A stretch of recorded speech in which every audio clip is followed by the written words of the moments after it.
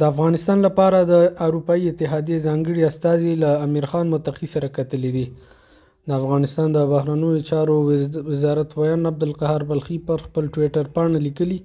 د افغانستان لپاره د اروپایي ټولنې ځانګړي استازي توماس نیکلسن ورسره مل پلاوي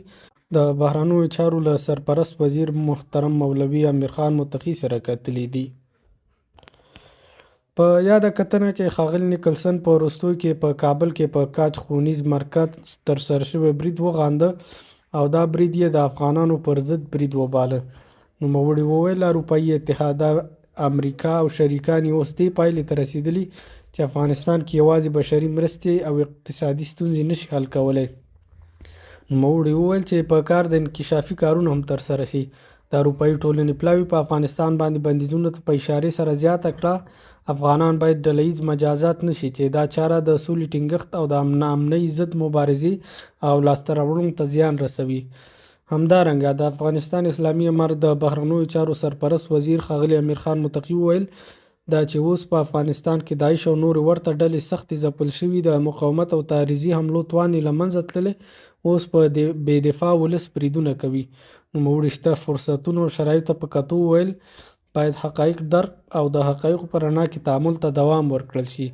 د همداراز وویل موږ ډېرې ښې لاسته راوړنې لرو چې غرب ورته په مثبت نظر نه ګوري او باید له پامه ونه غورځول شي او موږ باید له یو بل سره د مثبت تعامل او پرمختګونو له لارې تګلاره روښانه کړو.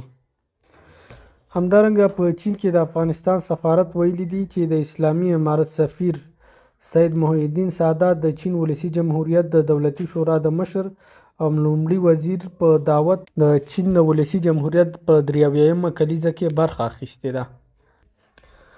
دغه میلمستیا چې په ګریټ هال اف پیپل تالار کې ترتیب شوې وه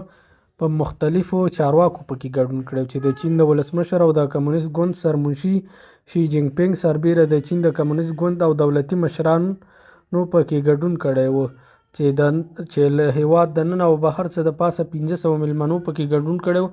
چې دغه غونډې ته د افغانستان استازی سید محی الدین سادات هم دعوت شوی و.